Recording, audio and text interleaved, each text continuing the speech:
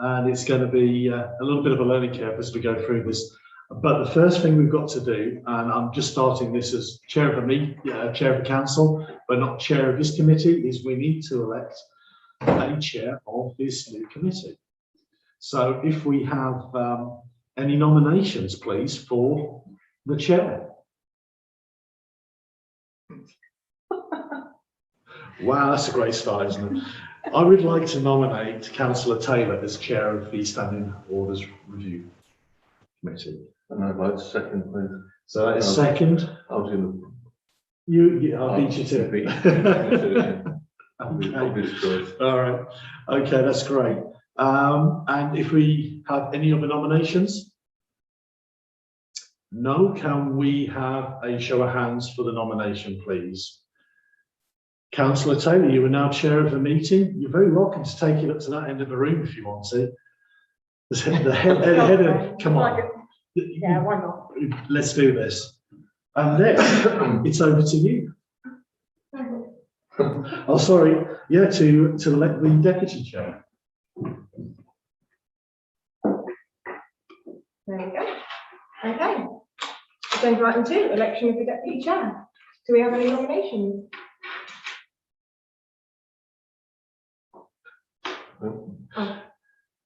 I would like to nominate, if you will accept, Councillor Phil Leslie, just because I think he's in the last year gained a little bit of experience in this specifically. Would anyone like to second? We're both second. I was hoping to avoid being a chair of anything else, but as deputy, I don't mind helping assist you, Taylor, and you're more than capable in this role, so I'll very happily accept the nomination. Can we show hands? Unanimous. Okay. Next up, apologies for absence. Councillor Tyler is running late. Yes. He's running late. He may or may not make the meeting. Depends how long it is. Yes. And declarations of interest. No? No. Item 5, review of current standing orders and policies. Okay, so we're going to start this with an amendment to the Outbreak Neighbourhood Plan Committee terms of reference. I'm not sure, I don't think that obviously, we need to do this now per se. I think it's something that could be brought to full council with the agenda item at our next full council meeting, because it is only a small amendment. Another policy that I did have in mind as well was our social media and communications policy. I think that needs a little bit of work. I know that's one that hasn't been worked in the last 18 months. I know a lot have been rewritten, and that one is one of the more dated ones. But again, I don't think we've got any final proposals on our social media and website updates, have we? And I think they do go hand in hand. They don't. Just to give you an update on the website, after not having a great deal of success on finding someone who's going to do the website for a town council, let's learn that over a town council, it should be noted. New client Michelle has managed to find 1 or 2 people that are worth pursuing the conversation with a bit more, so we're on to that. We're hoping to have something, ready for proposals for agreement fairly soon. Mm-hmm. It may not be for next week's full council meeting, but surely thereafter. And you've highlighted one of the standing orders, or sorry, one of the policies that we have as a town council, which was on our hit list. Mm-hmm. As you know, we've worked through the more important ones that we're pressing, such as the standing orders, the meetings, the policies and protocols for how we interact as councillors and member officer protocol. There have been quite a number of, I would say improvements to the historic ones that we've had before that bring us up to date, but there's still a number of them that we need focusing on. With any new events and communication, the committee meeting after this meeting tonight, having a media policy that's brought up to date, It gives them the basis for how they do things, and also is probably the most pressing need that we have, because communication is one of those areas that we want to focus on most as a council. So I'd say definitely that's the one policy that we need to really focus on. And you think bring it forward before the website? I think we need to have it in place for the website, so the website conforms to it. Okay, yeah, that makes sense. Because I'm not anticipating anything too controversial on the website, but if we have clear policies when it's populated, when you've got news stories coming into it, when you've got everything kind of coming together, we start populating the website. If we have some clear guidance on how we do that and what our policies are on social media in particular, then we can conform to that once we set it up, rather than setting up a website, deciding we want to do something different, you know, and retrospectively having to change everything around. I don't think is a wise thing to do. No, that makes sense. Okay. So I don't know how you want to work this. Start drafting something to bring back to our next meeting. I think so. One of the things that we are permitted to do is get proposals together as councils and have informal conversations in between that we can bring back, as long as we don't prejudice any decision before the council.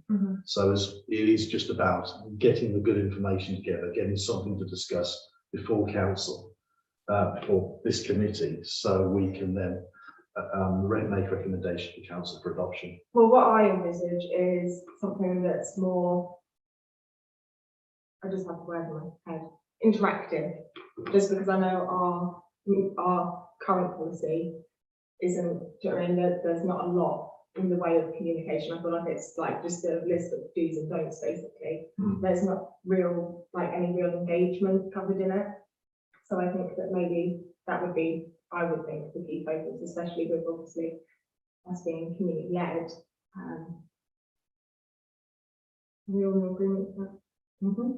Absolutely. And one of the other policies that we have done reasonably recently is the new one with the ICO in mind, which is to do with freedom of information policy, which will have to reference into media policy as well, because, and particularly GDPR, which is part of that as well, that we'll have to reference into that other policy. So we need to have that policy before us, which was brought up to date. And reference have a website accessible for disabled, like partially sighted people, because most of them have like a reader that can read websites. They have an app that reads websites. So when you put stuff on websites, it has to conform to that. Our website, as it stands, and this is because I spent all day doing hooking website, does not conform, because the way we put our standing orders on that, a reader cannot read it. Yeah, that's in a certain format, doesn't it? Yeah. Do you know what those formats are, just out of interest? I do, because I was doing hockering, so I can sit with Michelle. Because that'd be useful. I know a lot of our documents are PDF. Yeah, And but they're not the PDF. right PDF. Has to be the right PDF. Yeah, because of the PDF-A. PDF-A, yes, there is a PDF-A, which can be, it is the audio version of it. Yeah. Right, that's great. Aren't we glad that we have some like computer savvy councillors on this committee? Because if Councillor Dale or Councillor Ellis had been here, they'd have been like, straight over their heads. That's a good job. But we need to be aware of these things when you're writing the documents, and it is good to get this. One of the other things is we do have the resources of Norfolk Parish training and support, who can help with documents as well. And particularly, you know, they've got reference to the standardised NAP documents.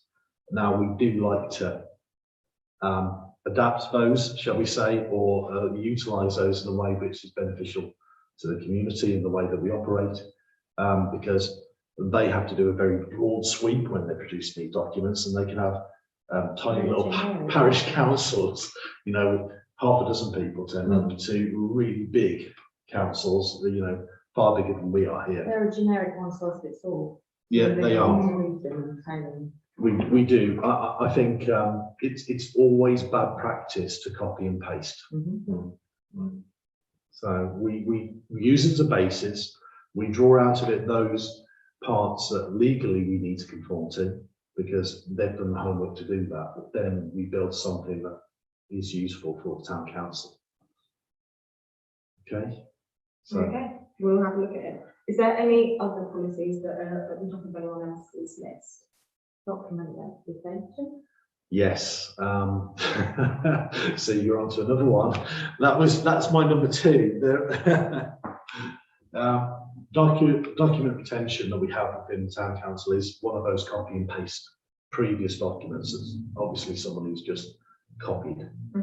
And whilst we're doing this root and branch review of the way the operations of the council move forward, and with a new website, we need to know how long we keep the records on, how do we archive those, and also the other thing that we need to do is it needs to conform and be backed up by what's the practice in the office as well, so that we're working together for document retention and access. So it's making sure the new website has the access to the information that needs to be public for the amount of years that we should do, and in the format that is it should have. So these policies start interacting with the front end of the council, which, you know, the website we're hoping becomes a community hub. So I would say those 2 are very important for us to review. Okay.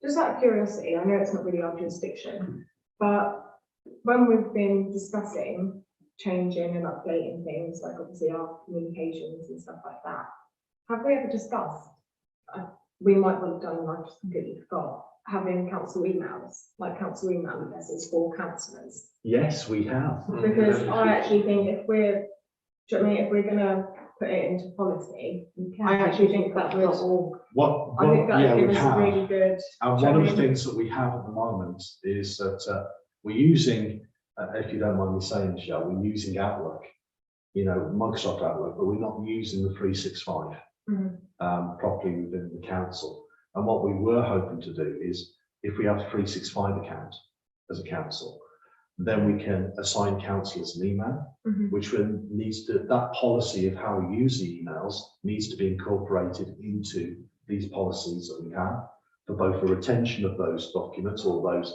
email trains, and also for the media policies as well, what we do, what we're able to communicate and what we're not, and good practice. Yeah. So they link into those.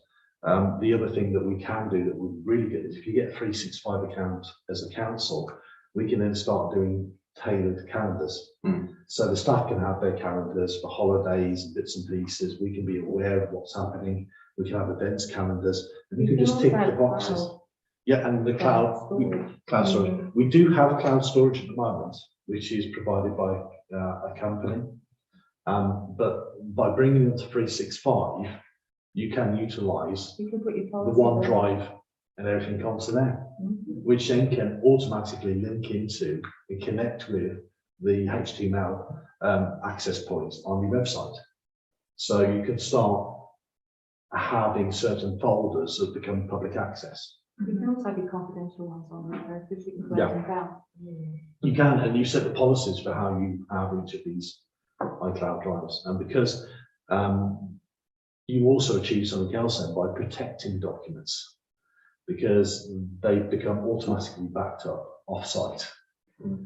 So you start ticking a lot of boxes by putting this all together. So it helps the office. I think it'd be good practice for us, and I also think, like, to be fair, it probably would be make accessing your councillors probably that step easier for residents as well. So rather than having to track us down on the website and find our email address and copy and paste it or whatever else, I think, do you know what I mean, if it was a generic one like at ATC. Everybody's got the standard format. Do you know what I mean? As long as they know who their councillors are, as long as they know what our names are, they'd then be able to contact us without having to take that extra time to find us. And it's very easy, you know, that works very well. And it's also very easy on the website to just have, a button link on it. So you can say, email this councillor, bang, done. It opens up their email. And what I would benefit from is I get hundreds of emails, hundreds and hundreds of emails. A lot of them work, personal and also council. And it's very hard sometimes trying to differentiate it. So it would be beneficial to councillors as well to have their own accounts that they can access. I agree with that. My work inbox is completely blocked at the council. Yeah, my folder and subfolder on my 365 account is let's just say it's starting to become too big to manage. There's a lot of things I'm having to juggle with that. Okay, well, I think perhaps the best way to move this forward would be obviously your chairman of the council and to put in a relevant agenda item for it to be debated at full council, obviously the email structure, and then see whether or not full council is in agreement, and then we can obviously incorporate that into the policy that we're drafting. Has the agenda been put out to the public yet for next? No, because I think we're waiting for something tomorrow morning. aren't we? You are, yeah. I've got one last part on the report, and I was in a meeting before today, in today's meeting, just getting the last bit of information for that report. So we could certainly add an item on there on We council. can, it's all ready to go, but we can certainly have something. If we put an item on there before item 11, Okay, so the new item 11, yeah, before that report. Yeah. If we put on there councillor emails, so we can just agree that in principle as councillors as an action point, so then we can integrate it into. Well, it's not policies. prejudiced that they're actually going to do that. They might not. They might all say that's a terrible idea. They might do, yeah, sorry, we shouldn't prejudice. So, I would hope that common sense prevails, but Yeah. if it's on there, it's, councillor emails, setting up Microsoft 365 and if they're in agreement, accounts, then we yeah. can incorporate that into for the policy. consideration. Yeah. Okay. Okay, good job. Okay, And excellent. item 6, AMP subcommittee terms of reference. Yeah, Over to you, Phil. yeah. Okay. I don't think it comes as a surprise to the public to say that the AMP isn't operating as we anticipated it would do. And whilst we've had some elements of the community really engage with the activity of it, there are still many of the subsections that we don't have active representation from the community within the council. And what's also happening within the AMP is that we're starting to get to the point where a lot of big ticket, big projects are coming about. And it's absorbing most of the time of the AMP to focus on those, whilst the day-to-day things, the simple things that the council are statutorily required to maintain, are not making it onto the AMP agenda. So I'm trying not to prejudice anything, because this is something that will be presented to the AMP meeting on the 3rd Monday in October. What we are looking to do is potentially separate the AMP into 2 parts. One part will be a representation from the council to meet as part of a steering group that will meet with key stakeholders, such as we've had with Homes England, under the 20-minute town banner, where we look at the big ticket things, we look at the big things, the more strategic global things that affect the town, with key stakeholders to help move that aspiration of the neighbourhood plan forward, so it becomes a delivery vehicle for that. And at the same token, I think it would be wise for us to reinitialise perhaps the environmental committee of the town council to take care of the more day-to-day and existing site matters, so they don't get lost between the cracks. So what you're having is the strategic stuff happening somewhere, where we plug into the community and everything else, and where we need to get these projects moving forward, such as the Homes England site and everything else. But also, we aren't taking our eye off the ball for the more localised stuff, such as replacement of bins and other what is seemingly trivial but important matters that we do as a town. So I think it would be wise if we kind of separate those out, So as far as terms of reference go and this moving forward, the AMP subcommittee terms of reference is almost something that we don't need to look at, because the proposal is kind of being gestated and put together where we separate these two things out because they're not compatible for the same discussion. If you round the table with, say, Homes England, Brecon Council, Highways, Sports England, and other key interested parties discussing things like the linear park and healthcare provision, or you're discussing, you know, the indoor sports centre or outdoor sports provision, big stuff. That one, we don't have the funds for ourselves, so we need to work with key stakeholders. And secondly, we don't have the planning authority to rule on, so we need to work in compatibility with these other groups as a voice for the community. Then that's great, but they won't want us to have a discussion in that meeting about the placement of, and I use the example of a few bins in one of the parks, because Of course not. because that's our statutory responsibility. And if they see us, you know, looking at those sort of matters when we're taking time for these guys to have a more strategic steering group global view, they'll see us as a bit of a No, challenge. I agree. The time, well, I know this is all again pending approval, but if someone's, do you know what I mean, if you've got a 2-hour meeting with the key stakeholders, they're going to want to spend those 2 hours on the most productive matters, not, do you know what I mean, like we say. And it's got to be fluid as well. And that steering group will be having different stakeholders for different meetings as we're discussing different delivery of that. And so really that group then isn't the AMP group anymore. It's a delivery system for the aspirations of the AMP.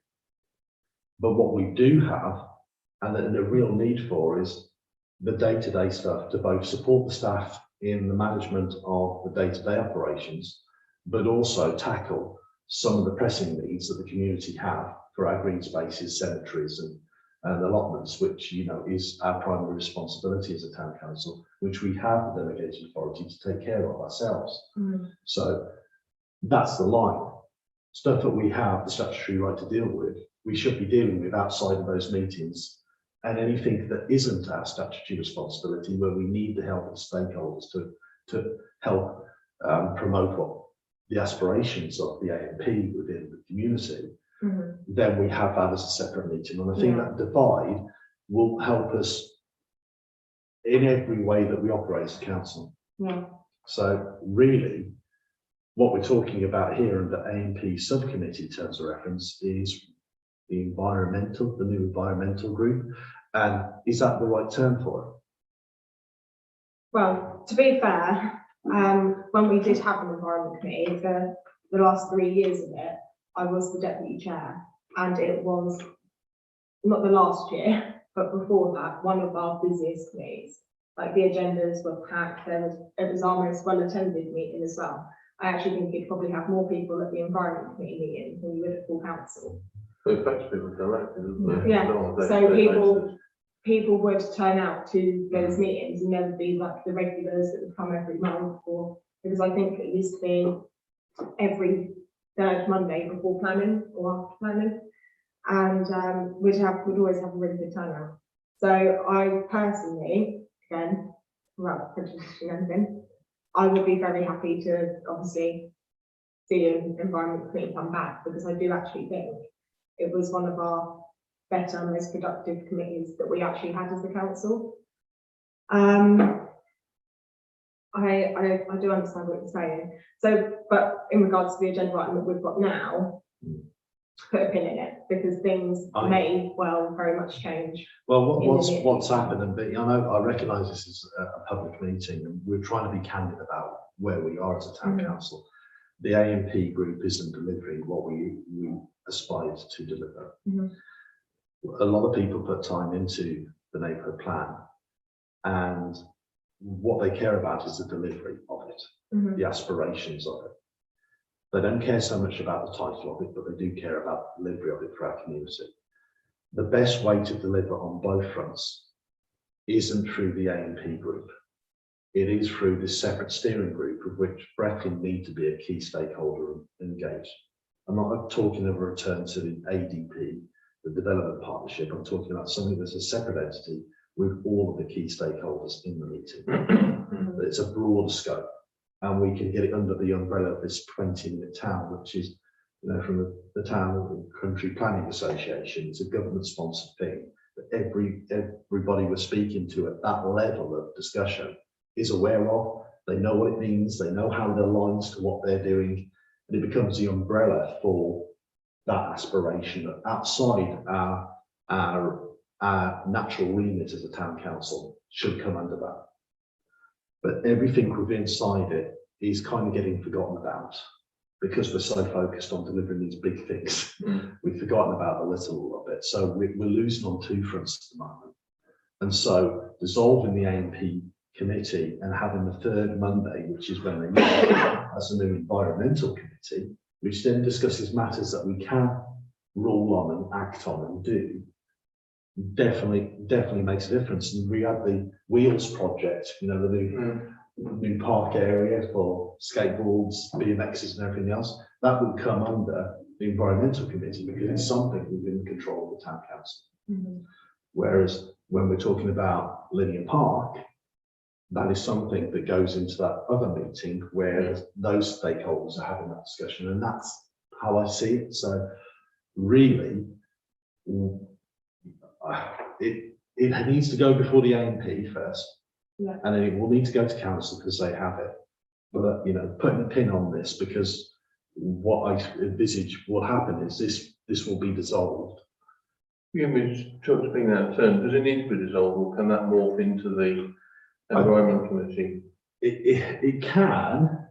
Subject to agreement, of course. It can become a new thing, but I think the terms of reference as such, that we try to have a catch-all with the AMP terms of reference, it would be a complete. I was thinking in terms of personnel. Oh, if it's a new committee, I would recommend we get new elections. What I don't want to do is, Otherwise, all you're doing is putting another name to the same place. yeah, I don't exactly. Well, there is that, but I was thinking, you know, if the AMP committee as it stands now is meant to be doing both jobs, and it obviously isn't doing both jobs, if it then concentrates on doing the day-to-day stuff, and then the 20-minute town delivery group is then draws on people as required, like you say, it's not always the same people. They can draw, you know, could have a key core of people. And to be fair, Breckland are looking to put together the terms for that steering group as the planning authority, which we would then become a member of within the committee group. So it may not be us that's putting the terms. We can evaluate the terms and make recommendations for the terms, but I think it will be Breckland responsible for the terms. We're having that discussion at the moment, still very early stages. I think in a circumstance like that, what I think would usually happen is that would be presented to the council, and the council would say, yes, we agree with these terms, our people have our representation, and then they would agree, like, depending on what's written into those, whether it's, you know, it's your park, it's your chairman, like, and then would say, well, are we going to accept that, yes, no, or they want a nomination for someone. And normally, I think that is how it would be done. And like, I'm obviously thinking back to when the CIC and the Linear Park and ownership of it was being debated. And obviously there was those meetings, and there'd be Ptarmigan and Sunwood and Breckland and the town council. Obviously before those meetings would take place, it'd come before council and say, right, okay, what's our stance, where are we, like, what's our position? And then obviously whoever was on that, it weren't really a committee, but whoever was making representations for the town council would then take away the feeling of the council and relay it in those meetings. So I think that's what from what you've said, that's what I have in my mind. That is in a nutshell really where we are.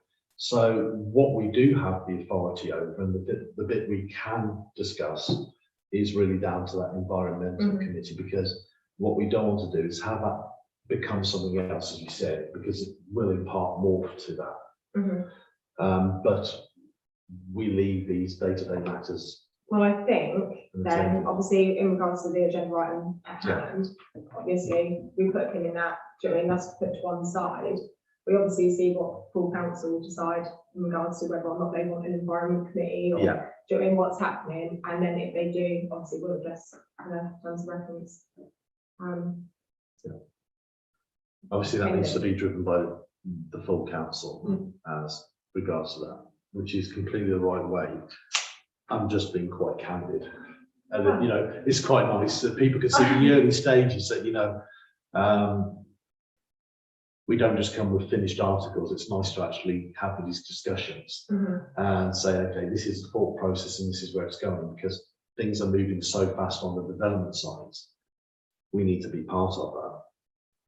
It may then mean we need to do something else with the NP. So I don't see much merit in actually going through the subcommittee terms of reference at the moment. No, I would prefer not to put the time and effort in, like, do you know what I mean, between us. If it's, do you know what I mean, gonna then be, do you know what I mean, in a month's time, 2 months' time and effort wasted. I'd rather, do you know what I mean, put it to one side. We've obviously got another 3 weeks until our next AMP meeting will be scheduled. So we'll see what happens in that time. But that does mean that we have quite a nice easy meeting tonight, isn't it? We do, but We haven't had our work cut out for us until, do you know what I mean? well, we've still got those policies to do that we will need to focus on ready for getting the website and stuff done. I think realistically, and being absolutely honest about this, it'd be great to get it done before Christmas, but I think a New Year launch for the website is realistic on where we are with the timescales that we have. And it'd be nice to have the bare bones of it ready before Christmas and ready for population in the new year. I think that's where we are. So that gives us an idea of when perhaps we need to meet, Chair. So because we'll need those other policies which we've discussed, the document policies, the So you think policies. December or you think January? Maybe You want them even in place before? November, I'm thinking. Okay. A time in November would be good if we could, because that gives us a clear month between the bare bones being settled, ready for a new year launch. So we'll have to tweak some of the policies on the website to accommodate what we're doing. Okay. Well, if we say a November meeting, to be confirmed, because I'm just mindful, obviously, we now maybe don't know what other committee meetings we're going to have that month. Yeah. And I do think it would obviously probably be best if we could to work our meeting around another meeting so that Michelle only has to stay late one night or 2 nights of the month rather than multiple nights. So Yeah, I completely agree with that. we'll try and work them together. We'll try and work it. It would be good if we have these meetings after the monthly full town council meeting, because then you've got decisions that are made and motions that are ratified. And that leads into what we do and how we react to those. Because it could be the November one where the AMP have put a recommendation and then it's been acted upon. So in November would be a good time to meet, because you will have more than that policies potentially to look at. So, but yes, tie it into the same, like so. We don't become onerous on that. Okay. Are we all done, guys? I think we are. Okay. Yep. Meeting closed.